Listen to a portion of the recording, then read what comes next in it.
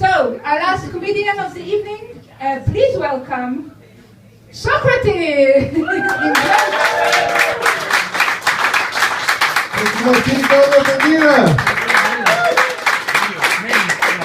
a little bit, that's a punch.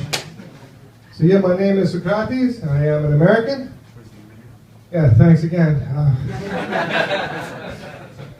It's not that bad, is it?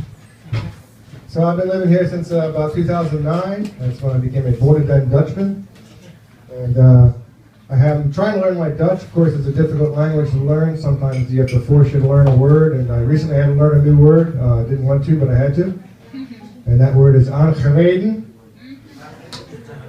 And if you don't know what that word means, to be ran into. I'll use it in a sentence. Ik ben aangereden door een scooterklapzak. That was my pain. Appreciate that. It translates into I was ran into by an asshole in a scooter. It's funnier in Dutch. Because at least you have health care here, you know what I'm saying? So yeah, there's another word that I didn't think needed to be translated, and I thought everybody knew it's the word fietspad. Have you heard of this one? It means bike path. There's a basic rule about bike paths. You don't drive cars on them. It's in the name. So you can imagine my surprise when I saw the car driving on the bike path, you know. And I think that's why the scooter, also driving on the bike path, was so surprised, because he's staring at the car. And I was going to say, hey, you shouldn't drive on the bike path, neither the car nor the scooter. But what I ended up saying was, ah! And then there was a big smashing noise, and then I did that song, you know, fly like an eagle to the sea. Fly, fly, fly. And then I crashed into the ground, which was not in the song, and nowhere near as much fun. And that's when the whole broken arm part happened. My bone sort of smashed into the top. So it was a lot of fun. I called the ambulance, and this is a tip, by the way, if you ever have to call an ambulance. This is 100% true. If they ask, you know, what's wrong or whatnot, and you say, like, your arm's broken, it's not enough. They ask, like, are you going to pass out? Say yes. I feel like I'm going to pass out. Because when I said no, they were like, take a taxi. And take a taxi. My arm's literally broke, take a taxi. Then I said, I'm starting to pass out. They're like, don't worry, we'll send an ambulance. And they did at least, and the ambulance, you know in the Netherlands where they say everything you get, no matter what it is, they say take paracetamol. It's like, you know, brain cancer, paracetamol. The ambulance came for me, they offered me fentanyl. Yeah, fentanyl, exactly. And I'm an American, so I know fentanyl is a short way strip to a heroin addiction. I'm not against the heroin addiction. Just figured it was going to be a couple years from now. Still putting it off, just 56. And so I actually said no to the fentanyl. And then my arm said you should say yes to the fentanyl. And so I did. And it actually had no effect whatsoever. I could tell you a useless drug. But I got to the hospital, they're like, would you like some morphine? I said yes. And they said, want more morphine? I said yes again. And morphine, 5-star drug. Highly recommended. And I'm still taking Oxycontin every night to help me sleep, which is kind of cool. So I'd love to have one of those paracetamol injuries. I got this one. In fact, basically, they didn't do anything. I didn't get a cast of hips. They basically gave me this little strap here. So if I had fallen down at the crucifixion, same basic procedure. Wrap around the vine and go, don't use it. And they had opium then too, so basically the same. And they call this conservative treatment. Nice way of saying the Dutch are cheap. I asked the doctor, I said, you know, what do you consider my situation? What do you think? And he said, well, this is sort of a helaas appendicus situation, which is a useless Dutch saying. It translates into, oh well, peanut butter. Not helpful in either language, is it? And I asked, thought maybe I'd get a second opinion, you know, maybe get a better opinion. So I talked to another doctor who's more optimistic, and he said, it comes good. Again, it's this weird Dutch advice. You'll hear this at odds. It comes good. It's not even a good sentence, you know what I mean? And there's only one time when that's really a useful piece of feedback or information, I think, is when you're a surgeon for a male prostitute. So how's that working? It comes good.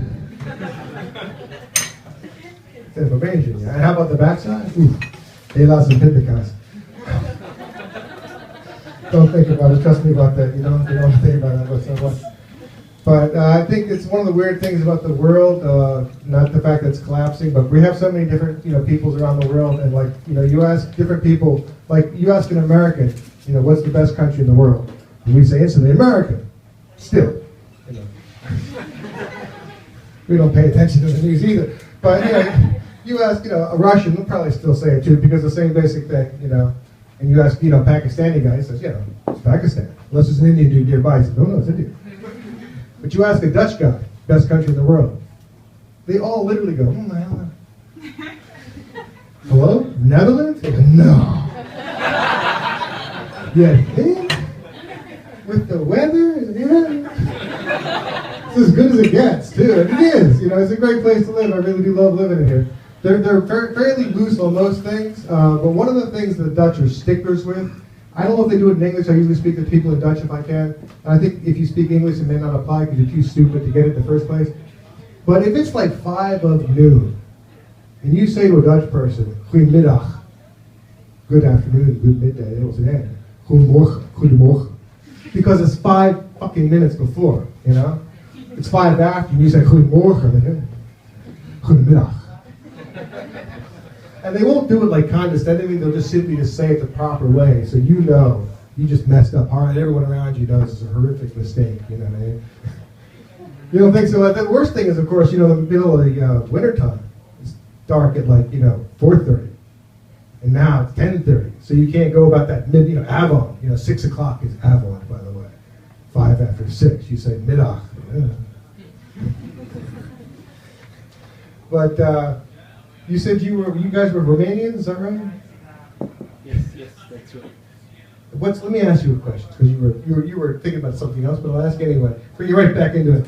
What's in American, our word for our favorite little sugar pie, or honey, or sweetie bun, or sugar doll? It's someone we love. It's a fattening word, because if you love somebody, you should give it a heart attack and kill it. What's the Romanian word for my little darling love, my little sweetie pie? Dulceață. Say again? Dulceață means Dulceață. jam. I know what it means. It's supposed to mean my little sweetie pie. That was the idea. Dulceață, you say. That's a nice sound, though. Dulceață. I can't learn the language in one shot. It accepts my shot at it. I want to move on. Because you know what the Dutch say for that? Schatje. Yes, schatje. How is schatje? Anything nice. You know what I mean? Schat. It's just a strange, horrible sounding word. I prefer the word oudje. A little oudje, which is a little onion. An oudje. Who's it with the oudje? Can you mention my oudje? I like that much more personally. I'm just saying. It's a strange language, you know what I mean? Of course, the most famous Dutch word in so many ways. One of them is swaffelen. The Dutch had to come up with this word. It means to smack your dick against something. I'm serious. That's what it means, right? Yeah, it does. They needed that word. The Germans have a word for getting enjoyment out of other people's pain. Schadenfreude. But the Dutch had to have schwafelen. But the other most Dutch word is, of course, is gezellig. Very, very Dutch word, which means basically a warm, wonderful evening.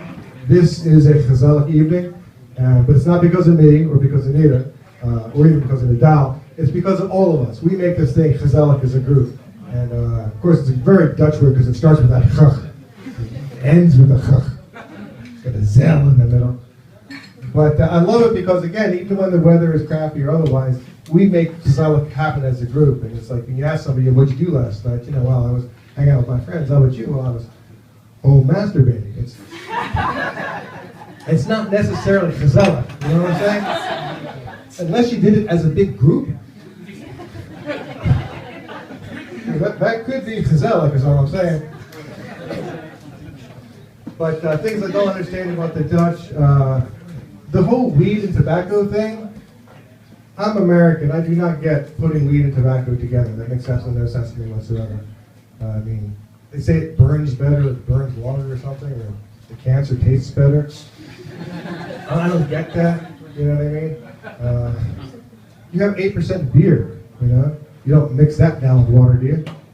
You could, We do. Call it Budweiser. Mix it down to half again, it's Bud Light. But again, I think that, again, it's an interesting language, the Dutch in general. Again, I'm trying to learn it. You know the Dutch shoes, those wood shoes that were, you know, clomp, clomp, clomp things whirring around and just clomp, clomp, clomp. When I was first invented, they say, what do you call your new thingies there? And he said, well, these things, clomp, clomp, clomp. These are a clomp. Klompen? Klompen, that's the word for the wooden Dutch shoe. Again, it's logical. I appreciate a logical word, you know what I'm saying? Like the word for a triangle is driehoek. Triangle, 3 angles, 3 hook, 3 corners. I get that. But they went with vierkant for rectangle, 4 sides. It's not as logical to me. I think there's a misconnection in there. You guys all get it. You're mathematicians. I understand that. I appreciate that. But to me, I think there's a disconnect. It's like the word for shoe. They just Dutched up shoe and went with schoenen. Nice, simple Dutchification of a word, you know. But they kind of lost it there because the word for gloves is handschoenen. It's just hand shoes. I don't get that. But at least I didn't get knocked over. So another one of my favorite words in Dutch is magnetron. Instead of microwave, magnetron. I'd much prefer to use a magnetron. It's like a transformer. Magnetron. Bzzz, ding. Appreciate the one comedian found the stupid joke extra funny. I always like that. So I'm trying to date still for a bit, and I was wondering, as a group, because the world's become woker than I am, because I'm not that old. Do you think I could date a 28-year-old? Does that work as a group? You appreciate it? Is that okay being a 28-year-old? Yes? No? Silence? People still masturbated? See, my point is this. She'd be half my age. And they always said, oh, she's half his age. You know what I'm saying? I mean, I get it if I was 30. Major problem. Not mathematicians, okay. She'd be 15, you see what I'm saying? I think that might be more of an issue, I wrote it on the paper, I figured I'd ask, So I am, like I said, I am an American. And how many people are Dutch? How many Dutchies we actually have? 5? 8 maybe? There you go. 8. So basically most of us have come from outside, but they call it buitenlanders. You know that word, right? Outlanders. Yeah. Outlander! No, okay. Some of these words I think are actually crazy, you know what I'm saying? But, when you do something for the first time, sometimes it works and sometimes it doesn't. But just don't tell them. But I was in Greece a little while ago and I got to experience yet a different language because I've been in lockdown for freaking Corona for years. And I finally got to go to Greece with my family. And I was hanging out with my family and they were all speaking Greek to each other, which sounds like arguing. At least it does to me. And I got to understand that there's differences in the languages, the way you do them in general. Like, Greek is all on the lips. It's all papadopoulos. It's all up in the front, And, Dutch is, obviously that guttural, where English, on the other hand, is none of those things. You can break your jaw, and for the most part, you can continue speaking English. It's not an issue, you know what I mean? You cannot shut up an American, is what I'm trying to say.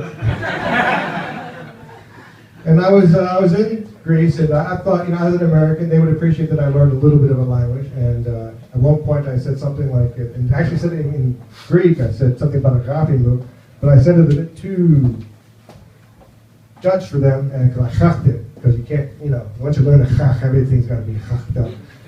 And they said the crueler thing they said to me. They said, "You sound German." Right? That's not, they could have said I sounded Dutch. It would have been complimentary, but no. And in fact, so I helped my cousin ask for something. I handed it to her, and she said, "Thank you." Without thinking, I said, "Graag gedaan." Very Dutch statements because it's got lots of chachs in it. I mean, basically, pleased to have done it. Graag gedaan. She said, well, but she was worried that I just had a stroke, And I told her that, I'm okay. And she said, what was that? I said, well, I spoke Dutch. She said, what the hell did you say? And I said, graag gedaan. And my family's all gathered around, and they're all listening to me, and they're mocking me. I didn't appreciate it. Can I finish in like an extra tiny second and a half? Anyway, so my other thing I've been trying to do, I've been trying to like reinvent myself because my current version's a little bit, I'm like a T-Rex now. So I've been trying to figure out a way to make money, and what I came up with was stealing things. Have you heard of this one? It's effective, cuts out the middleman. It's efficient. So I've been trying to, work on my thieving skills, which at the moment is harder than I thought. And so I've been trying to steal easy stuff, things I can get away with. And so I've been stealing those walking sticks that the blind people use. Well, hear me out. They never see it coming. And they're not going to come running after me, you know what I mean? Not without that stick. Worst case scenario, if they go to the police, without an eyewitness report, they got nothing at all. Now I realize the downside is it's kind of hard to sell those things, because there's nobody looking for them. If that's bad, remember my arms broke, take pity. Anyway, my name is Socrates. Thank you all so much. Thank you, Nadell. This is a great place. Welcome to